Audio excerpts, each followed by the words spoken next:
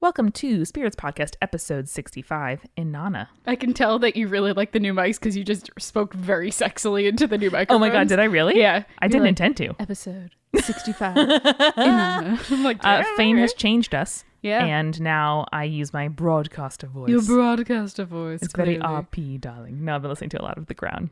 Checks out. Yeah. Listening to, watching, I don't know, man. Media's a lie. I'm very... So the episode. I'm very red wine. Yep. Very red wine. And this bit is great. Yes, it is. I don't remember anything about it. Okay. Because we recorded it a week ago. Okay. And it's... Oh, now I'm getting some images. Oh, yeah. Oh, no. All right. It's good. It's good. It's good. It is a good one. It's one of my favorites. Don't worry. Also one of my favorites. Do you want to guess who? Our patrons. Our patrons. Especially our new ones. Yes. Welcome to Joseph, Sarah, Heather, James, and Danielle. And thanks as always to our beautiful supporting producers who would totally look badass walking into hell. Mm-hmm. Neil, Philip, Julie, Sarah, Christina, Josh, Eeyore, Sandra, Cammie, Lindsay, Ryan, Shelby, Lynn, Mercedes, Phil, Catherine, and Deborah. You all wear the crown of heaven in our heart.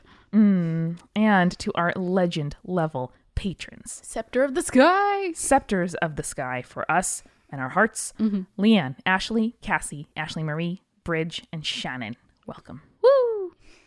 We want to remind you guys again, we have some wonderful shows that we are part of a collective of podcasts with. So you probably heard us mention you probably heard us mention all of them at least once. Yes. If you are interested in Dungeons and Dragons, queerness, and like amazing storytelling that features some of the creatures that we talk about on Spirits, you should check out Join the Party. They just wrapped up one of their campaign arcs, and it's a blast. They go to a place called Duven Boosters, and it's exactly as wonderful as you think it is. Yeah, and you can go to jointhepartypod.com/recap. We made like a nice recap of the first 11 episodes. Yeah, that way you don't have to like listen to hours and hours of stuff if you want to jump in. Mm-hmm. But it's really good. I co-host it. I play a like lesbian skater teen, and it is the funnest like just storytelling with buds, that other people can participate in.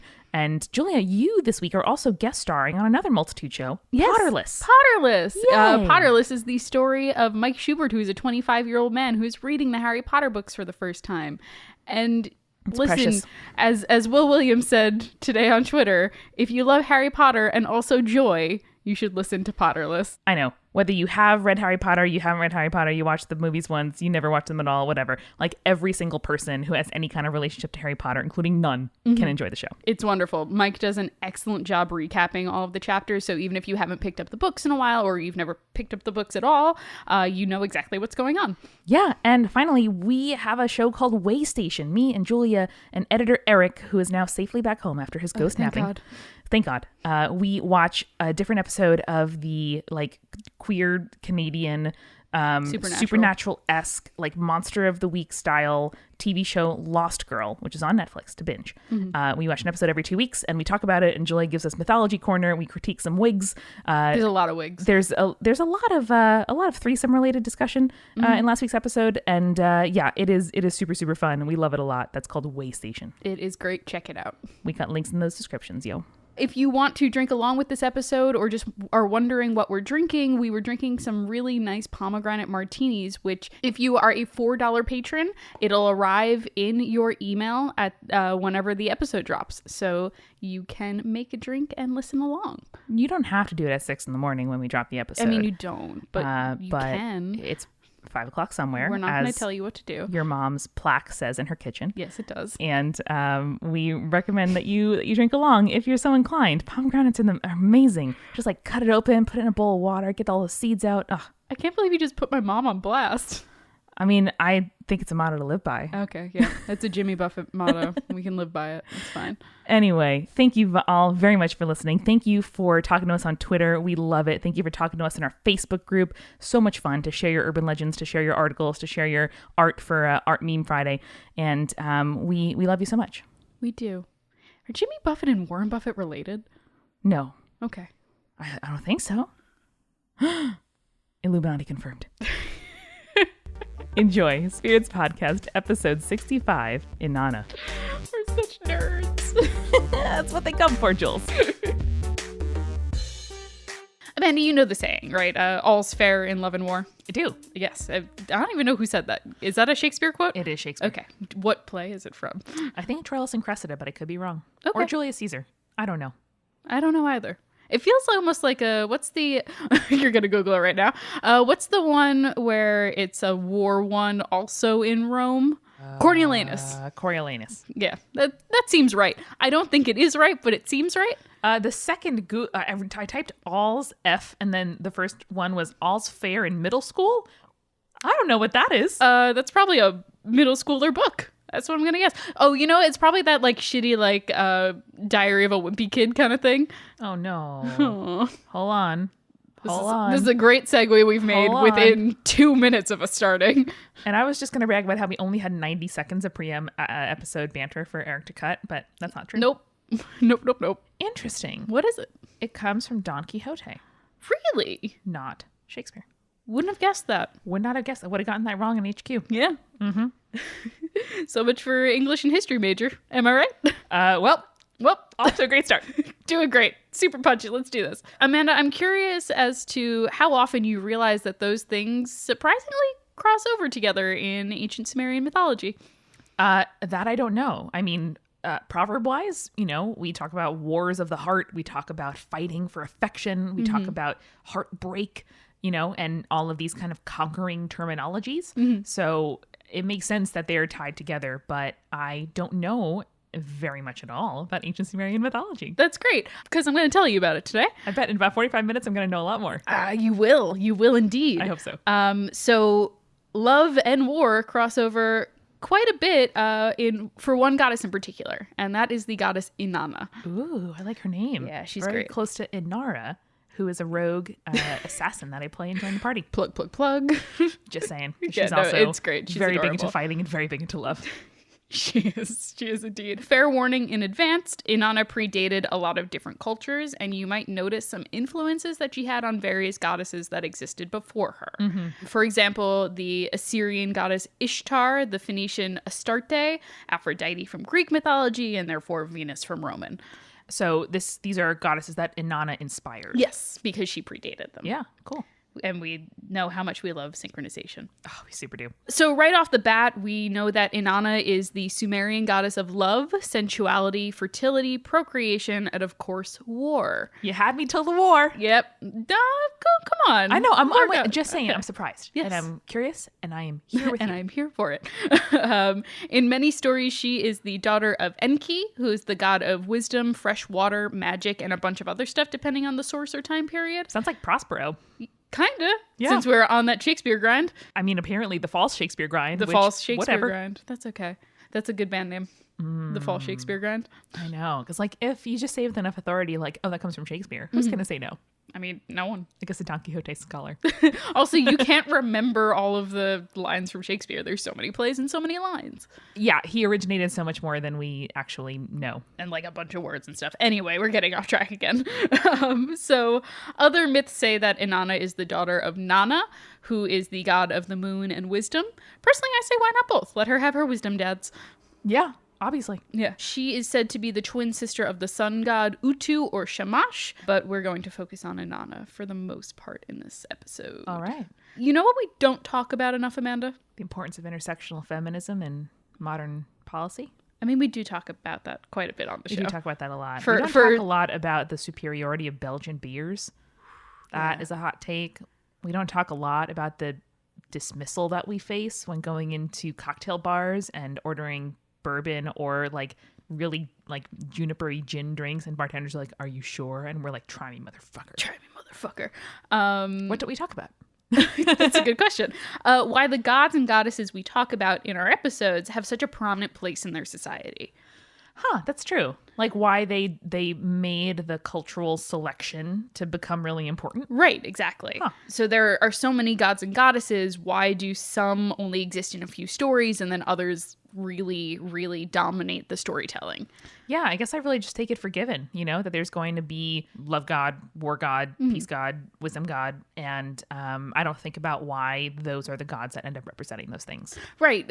So, for example, Zeus versus Zephyrus would be a great example. Why is Zephyrus in so few stories, but Zeus is in so many? Don't know. That kind of begs the question, why is Inanna, who, becomes at the height of her power and popularity, known as the Queen of Heaven to the Sumerian people, why is she so prominent? Why is she so popular? Yeah. And we can thank the work of Enheduanna, who is an Akkadian poet and high priestess. Ooh. So not only was she a badass poet and the daughter of a Mesopotamian king, Sargon of Akkad, but she was the high priestess at the most prominent of the Sumerian temples in the city of Ur. Oh my God.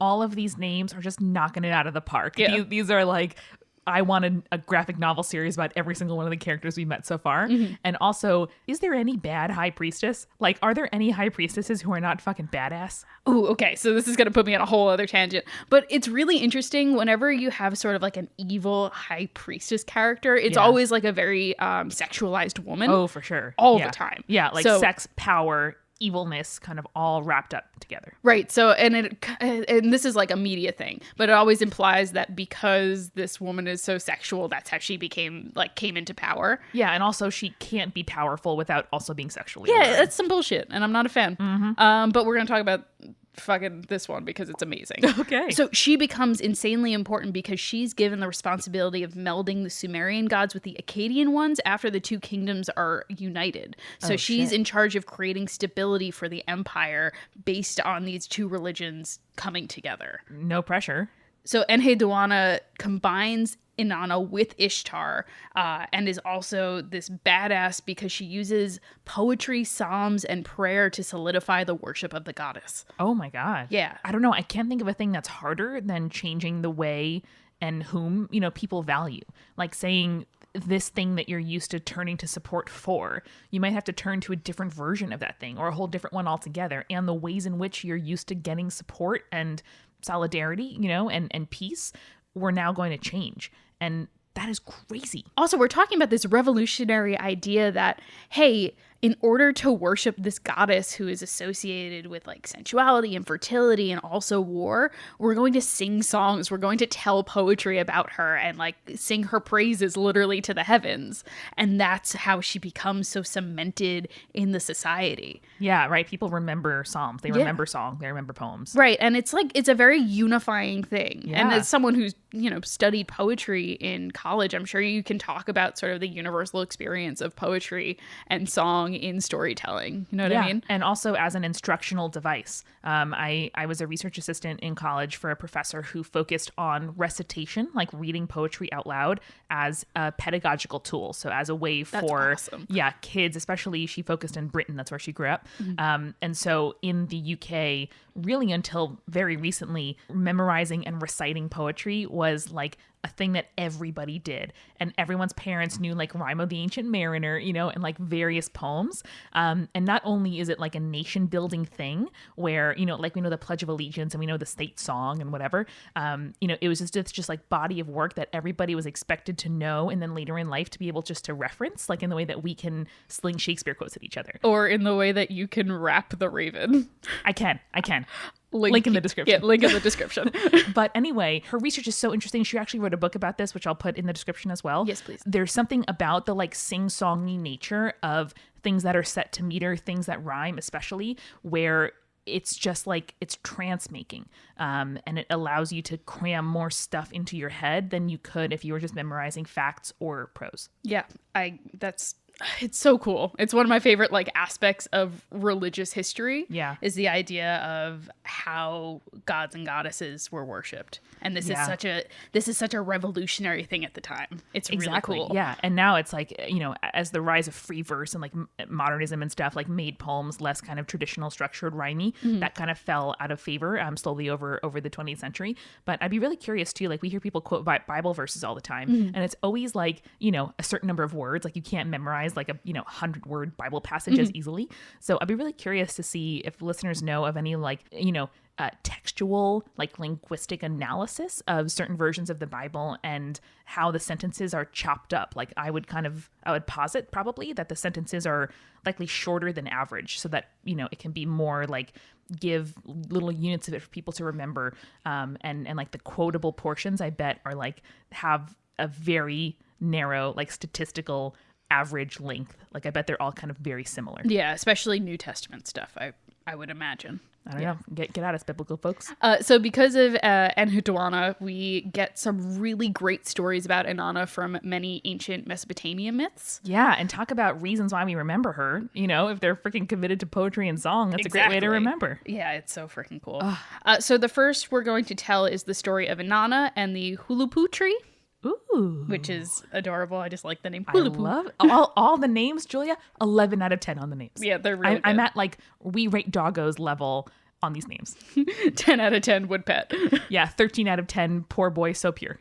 So Enki, the god of wisdom and Inanna's dad, attempts to visit the underworld, which is ruled by Ereshkigal. Ruh-roh. Enki's efforts to go to the underworld cause a great storm. Arguably, this is the same flood that we talked about when we talk about the flood in Genesis, or shout out to our first roundup episode, Great Floods. Great Floods. I was going to mention it earlier, but that's where our first visit to Sumeria was. Yeah. The result of the storm is a tree that grows besides the Euphrates, which is one of the main rivers and was super important to Mesopotamians. Yes. Do you remember the two rivers?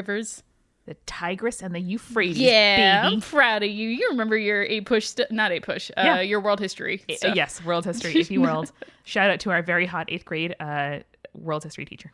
9th grade? 9th grade. 9th grade. With the She's tattoo on her. She had a tattoo on her ankle. Mm-hmm. It was mind blowing. So this tree that was growing besides the Euphrates is pulled up by the storm. Inanna finds the tree and takes it to her sacred garden to nurture it, hoping that it will grow in size and she can make it into a throne and a bed. Ooh. But before the tree can grow to full maturity, 3 creatures find the garden and make a home out of the tree. A serpent, an Anzu bird, and the dark maid Lilith. And this is the same Lilith from certain Hebrew texts that are supposed to be the first wife of Adam. Yes. Who later in certain Christian and Judean texts will call her the first succubus. Right. Which is really cool. Yes. There's a lot of like... Or vampire, depending on the story. Oh, yeah. Yeah. And there's a lot of references to that. Like that name is a very popular, like vampiric, like high horror. I don't know what to call that genre, but like capital R romantic horror. Mm-hmm. Huh. Very like Cthulhu-esque. Yeah. Anyway, so Inanna cries because she cannot get the creatures to leave her tree. But the creatures are obviously not moved by her tears because they're like kind of portrayed as evil. And can I get a visual on this bird? What kind of bird are we talking? What kind of bird I'm picturing like an evil version of that big bird from Up. Oh, good. Okay. I was picturing like a toucan, but grayscale. Don't know why my brain went there. Like the Jungle Book, you know? Yeah. All right. I could see that. I'm also kind of picturing now the like sad phoenix from Harry Potter, sure. which I can't remember the name of, the Augury, I guess, maybe? Or something? I guess so. Yeah. All right. Well, that sounds about right. Send us your sketches, people. Send us your sketches of this creepy bird. So she calls for her brothers for help to remove the beasts, first calling her twin Utu, who refuses to help her. The next person she calls is Gilgamesh, from the epic. Oh, man. Gilgamesh on speed dial, man. He puts on armor, takes his axe, and then kills the snake. The Anzu bird and Lilith flee, and Gilgamesh and the men of Uruk take the tree and turn it into a throne and bed for Inanna. Like chop it down, cut it up, construct those things? Okay, cool. Like carve it for her. Wow. It's dope as hell. Yeah. This story actually leads into our next one, which is the story of Inanna and the God of Wisdom. Inanna goes to visit the God of Wisdom after she has taken her throne. And so if you'll remember correctly, that's Enki, her father. Yes. Enki has a servant greet her and invite her to share food with him. And this is God of the Moon? No, this is Enki, who is the god of wisdom, fresh water, and magic. Okay, but just like humanoid type normal. Yep. Yeah. He's a normal type. I don't know. I was picturing like a man in the moon type face. I gotcha. No, he's like pretty chill. Enki and Inanna sit down for a drink, and Enki gets more than a little bit drunk. Ooh, always a great turn in a story. So he begins bestowing meh powers on Inanna. So in Sumerian mythology, meh is one of the decrees of the gods that is the foundation for basically everything in society. Social institutions, religious practices, technologies, anything that makes civilization. That reminds me of Sharia in Islam. Like there's certain things that the Quran says, and then there are certain rules and things that like scholars and, faith leaders help you to live your life by over time. Right, the rules that govern society. Yeah. Yes, like, kind of like the Testaments. Leviticus? Yeah, like Leviticus, but also the 10 Commandments in the Old Testament. Sure, yeah. Or like all, like there are 10 Commandments, great. And then there are like so many other ways that you can, decide and kind of influence how people work. The mez were actually collected by the god Enlil, who is the god of wind, earth, and storms. So he's like a scribe? Or like physically bestowed? They're like physical manifestations. They're power in which the gods are like channeling these things. So Enlil hands these over to Enki. Now Inanna thought Enki was getting a little bit too big with his boots for all this power that he was been given.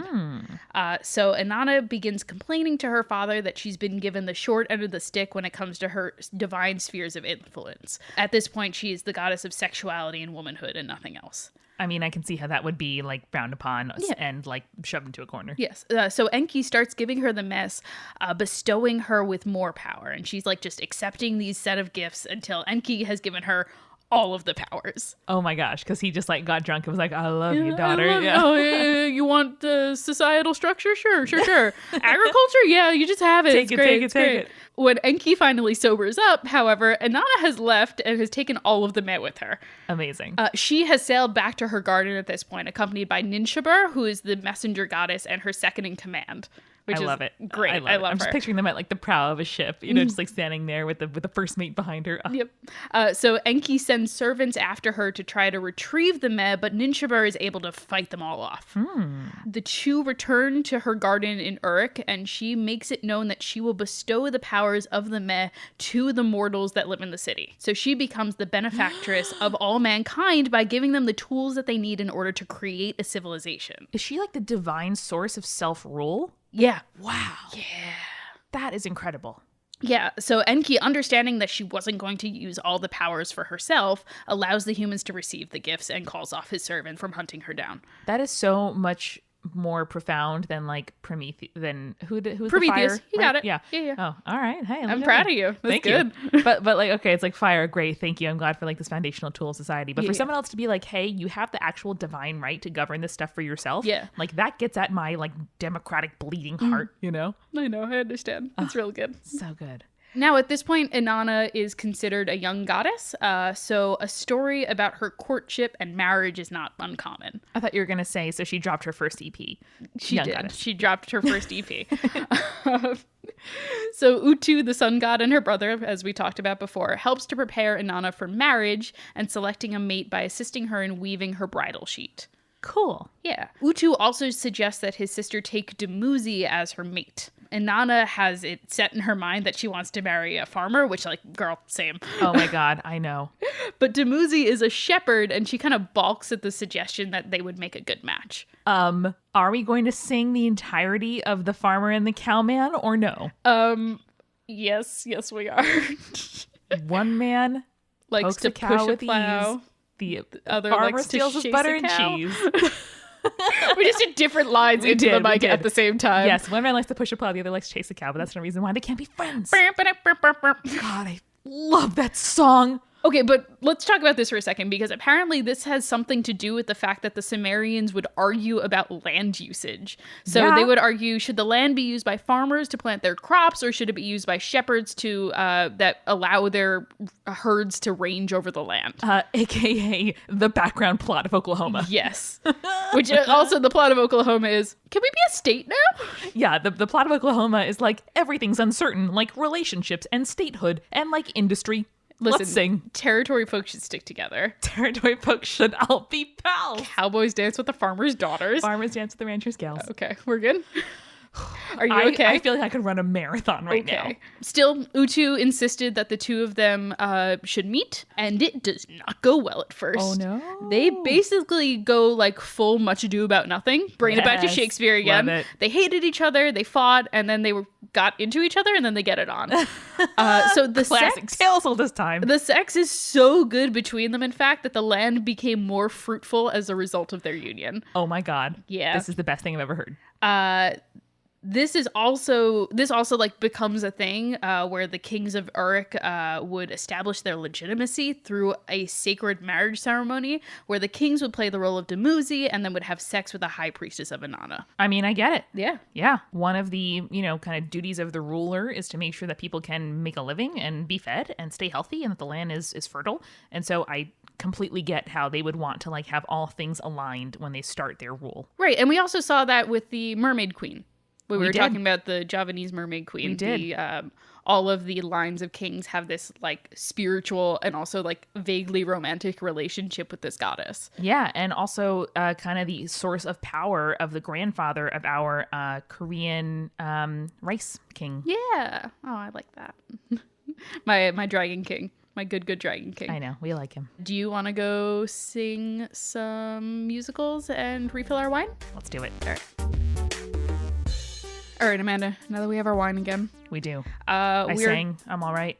Got it out of my system. I'm glad. I'm really glad. You did a little bit of square dancing. It was very cute. A little jig. It was adorable. We talked a little bit about who we would marry from the fucking Oklahoma musical. Yeah. There's not a lot of no's from me. No. Probably go with the farmer over the cowman, though. Yeah, that's fair. I like a good cowboy, though. I was just going to say, I feel like you would definitely choose cowman. See, Julie, this is part of why we're so compatible as best friends, because we never choose the same thing. Yeah, There's true. enough for both of us. There is. There's enough to go around. There's enough Hugh Jackman to go around. So finally, we come across the last and best story of Inanna, The Descent of Inanna, which is told in the form of a poem that was written somewhere between 1900 and 1600 BCE. Oh my word, that is very old. Yes. Here are the opening lines. Okay. From the great above, she opened her ear to the great below. From the great above, the goddess opened her ear to the great below. From the great above, Inanna opened her ear to the great below. I'm rapt. Yes, it's already frankly. Really good. Yes, it is. I know you always love a good poem. I try to include poetry whenever I can. I know. I really appreciate it. It's Also, all like, for you, how babe. do people frame the story? Like, we know now all that there is to know about the goddess, but how do they like to remember her? Mm-hmm. People are like, a story about Inanna. Ooh, like, what is the lens on that story that gets people's, like, little arm hair standing up, It's all for you, babe. It's all for you. So Inanna starts the story dressed to the nines. The crown of heaven is on her head, beads are around her neck, she's wearing a breastplate, golden rings, and is carrying a scepter. Great start. Sidebar, can we just discuss how whenever you look at Egyptian and Sumerian and Persian jewelry in museums, you're like, yeah, I would wear that. I would wear all of it. Isn't it amazing 100% how of the human time. beings have been like, yep, that's how you do it. That's That's how a you look. adorn an ear. Like, yeah, I'm it into is. it. Ugh, so good. She is about to enter the underworld, and Nishabar is by her side, and she tells the messenger goddess how to come to her aid if she fails to return when expected. Oh, good. Like, if I don't come back in 24 hours, call the cops. Yeah. All right. So Inanna then knocks loudly and demands entrance to the underworld. Neti, who is the chief gatekeeper, asks who she is, and she answers, I am Inanna, queen of heaven. Whoa. Just such an image, Like, standing there, scepter, beads, bracelets, fucking dress, like, hands on hips, looking up at the gates of the underworld. Bitch, this is who I am. I love it. So when Neti asks why she wishes to enter the land, quote, from which no traveler returns, Inanna answers, because my older sister, Erish Kagal, her husband, Gugalana, the bull of heaven, has died, and I come to witness the funeral rites. Oh. So Neti's a little nervous about this because it's not every day that the Queen of Heaven comes to the underworld to observe a funeral. Yeah, and is that where the funeral rites are traditionally done, or are they done, like, on the mortal coil? No, they would be done in the underworld, and because Gugalana is the husband of Erish Kagal, so his funeral service would be overseen by her. I see. Neti tells Inanna to stay where she is while he goes talk to his boss, Erish Kagal. Makes sense. And Erish Kagal is not pleased about the news of her sister being there because it's revealed later that Inanna is responsible for Gugalana's death because she sent him against Gilgamesh after Gilgamesh rejected Inanna's sexual advances. Okay, this is a bit of a sticky situation, and I understand it. Erish Kagal tells Neti to bolt the 7 gates of the underworld against Inanna, but then to let her in 1 gate at a time, requiring that Inanna remove one of her royal garments at each gate. I love this idea so much. I want it in a graphic novel. Yep. Like, the person emerging with just the freaking clothes that she wore, like just the fabric on her back and none of the finery, and yet a goddess despite it all. Ugh.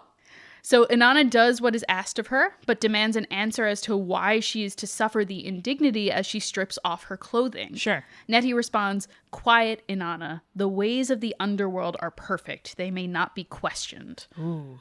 As Catholics, we are just, yep, fair enough. So Inanna makes it through the gates and enters the throne room of Ereshkigal naked and bowing low. Whew. She approaches the throne, and then something happens. The Anuna, the judges of the underworld, surround her and pass judgment on her. Wow. And then her sister Ereshkigal looks at Inanna with, quote, the eye of death and strikes Inanna down with death. And kills her? Yep. Inanna's corpse is then hung from a hook on the wall of the throne room. Wow, this is some serious vengeance, my dude. Well, I mean, if someone sent your husband to die over, like, someone not like wanting to date her. Now wait, did she send the husband to like avenge her upon Gilgamesh, or Yes. did she send him to like die instead of Gilgamesh somewhere? No, she sent him against Gilgamesh, but because Gilgamesh was a great hero, he slaughtered him. Right. Yeah. Huh. I'm having some like weighing of the feather, Egyptian sort of Yes. vibes here. Interestingly, there's a lot of cross-pollination between ideas of the underworld in Sumerian mythology or Mesopotamian mythology and Egyptian mythology. Yeah, makes sense. Yeah, they're both very physical underworlds. Yeah. Yeah. Which is interesting, like Mesopotamian mythology or underworld as shown in the Epic of Gilgamesh. It's really interesting. The dead eat dirt and wear feathers. Like that's the description of the underworld. Wow. Yeah, it's really weird. Meanwhile, Ninshbar is waiting 3 days and 3 nights for Inanna to return. But when she does not, the messenger goddess rushes to Enki for help. Enki gives her 2 servants known as Gala, who Enki's like, I got no power left, but here's some servants. No, he still has power, Yeah. he's he just doesn't have the meh anymore. So Enki gives her 2 servants known as Gala, who are androgynous demons, to help Ninshbar return Inanna to Earth. Aesthetic androgynous demons, get at me. I want to just start a Tumblr tag right now. Yeah, it's pretty good. So the Gala enter the underworld and attach themselves to Ereshkigal, who's apparently in labor at this point. Oh, Jesus. It's weird because the way that they talk about it in the story, it's implied that she's in labor, but it's not outright said. Like, she's in pain. She's in a position one would be in when they give birth, like on her back with her legs up. It's really, really interesting. But they don't explain why or how. And they don't really discuss the, like, after effects of this. Do you think it was somewhat of a like societal propriety, like we don't really discuss these kinds of things, Right. or more of a like this is a person in power and they're in a vulnerable state and we're just kind of gonna allude to that? I think that I honestly don't know. It could go either way. Yeah, I'm curious if any people who have studied Sumerian history and culture have a take on that. I bet Jim does. Shout out to Jim. Shout out to Jim. Who always brings the facts and the humor and the puns. Jim and Thea tweeting on Myth Chat Monday is honestly like the highlight of my week. Just my favorite thing in the world. Did you see Jim in our Facebook group? Someone was asking for D&D suggestions for like I did. cryptid-based summer camp stuff. Yup. Jim and Eric just came the fuck out with answers for that, and it was great. Yeah, if you're not in our Facebook group, we're at facebook.com/groups/spirits podcast, or you can just search for us. So much fun. It is so much fun. People tell their urban, like if you sent us an email, go back into your sent folder, copy the email and paste it into our Facebook group. People are going to love it. Mm-hmm. It's really, really good. Anyway, sorry. So the Gala sympathize with the queen's pains, and she offers them a gift for their empathy. The Gala respond. Good tactic. It's a good tactic, yeah. The Gala respond that they wish for the corpse, and Ereshkigal gives it to them without question. I hope a resurrection's in order. But the Gala then revive Inanna with food and water of life, which I think that they got from Enki, but I can't remember exactly. Yeah, or her garden somewhere. Yeah. As we learned from the story of Persephone, though, someone who has wound up in the underworld cannot easily leave it. Yeah. Someone had to take Inanna's place in the underworld, and the Gala leave her at the entrance so that they might find a substitute for her on Earth. Fair enough. First, they try to take Nunshabar, then Inanna's sons, Shara and Lula, and even her beautician, Kara. Which is great that she has a beautician. Around. Yeah, they're like, who's closest to us? Who lives in the mansion? I kind of love that a goddess has a beautician. I love it so much. It's so cool. I love it so much. Like she's so much of a person. Like she like ages. She goes through phases of her life. She's like romantic in the knot. She has like physical needs. I love it so much. Yeah, it's really great. But Inanna prevents any of them from being taken because they are all in mourning clothes when the Gala come for them. Oh. But then the Gala come upon Inanna's husband, Dumuzi, and find that he is dressed in shining garments and sitting on his magnificent throne. My dude. And Inanna is pissed and has the demon seize him. Oh my gosh. So Dumuzi appeals to Utu for help and is transformed into a snake in order to escape, but eventually is caught and carried away to the underworld. Dumuzi's sister, Geshtinana, volunteers herself to go in Dumuzi's place, and it's decreed that Dumuzi would spend half of the year in the underworld, and Geshtinana would spend the other half. And yes, this is how the Sumerians explained why seasons happen. I mean, good sister, and also I'm digging the vibes here. Yeah, and then Inanna is able to return to the world of the living. Wow. Yeah. Wow. That's a return that isn't without consequences. And we've talked before about how much I love systems of magic that have really physical components of like we are transforming energy from a source into a different form. Yeah. Like in the Dresden Files, like in The Magicians, as problematic as that book is, I think. There's also just really good senses of like magic is like a physical exertion. Yeah. And you love like a good alchemy too. Right. Exactly. Jinx. But I love that this return from death leaves its mark on you. Yes. Yeah. And I love a goddess who has a story arc, who grows as the mythology is told. You know what I mean? Because you said that she was kind of early in some of those stories, like a maiden, pre-marriage, getting her powers. Like it's a whole comic book arc. I mentioned at the start kind of a graphic novel, and I've been thinking about that the whole time, that she has an origin story and she has a plot arc, and she is, redeemed by her friends at the end of it. And it's really interesting because I think the reason that we get so much of this is because of her patron, because of her poetry telling high priestess. The reason that we're able to tell these stories and remember them and have them accounted for is because of one woman's work. How cool is that? That is so incredible, especially when like the story of history is a story of like men who have dominated other cultures, to have this whole narrative that was shaped and archived, by a woman is so incredible. Yeah. This is one of my favorite stories exactly for that reason. Yeah. Because it feels modern in its telling almost because of how human Inanna feels in the stories. Yeah. It doesn't feel like this was a story that was told in 1900 BCE. You know what I mean? Yeah, truly. I mean, in some of the ways, like you describe some of the, again, we're theater kids, so we studied like the mystery plays, and we studied like ancient Greek theater. And in some of those, it's like, okay, well, like get at themes like love and loss and murder and, usurping the throne, human whatever. Experiences. Yes, but they're sort of like the archetypes of human experiences. And we don't really get into the like individual character driven, like I identify with someone else's specific story and not the like archetype of that story until like post-Freudian,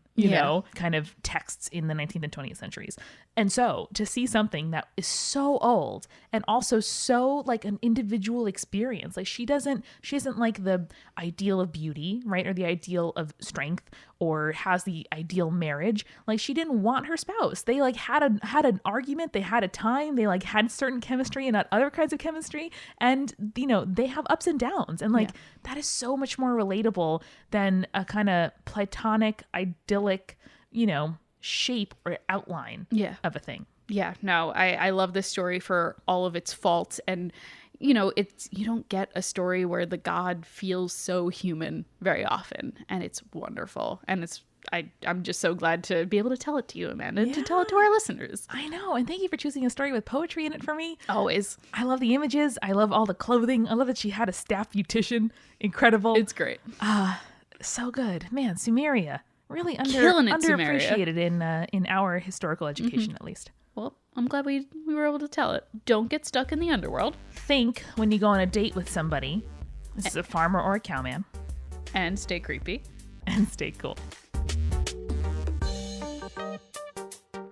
Spirits was created by Amanda McLaughlin, Julia Schaffini, and Eric Schneider, with music by Kevin MacLeod and visual design by Allison Wakeman. Keep up with all things creepy and cool by following us on Twitter, Tumblr, Facebook, and Instagram at Spirits Podcast. We also have all our episodes, collaborations, and guest appearances, plus merch on our website, spiritspodcast.com. Come on over to our Patreon page, patreon.com/spiritspodcast, for all kinds of behind-the-scenes stuff. Throw us as little as $1 and get access to audio extras, recipe cards, director's commentaries, and patron-only live streams. And hey, if you like the show, please share us with your friends. That is the best way to help us keep on growing. Thank you so much for listening. Till next time.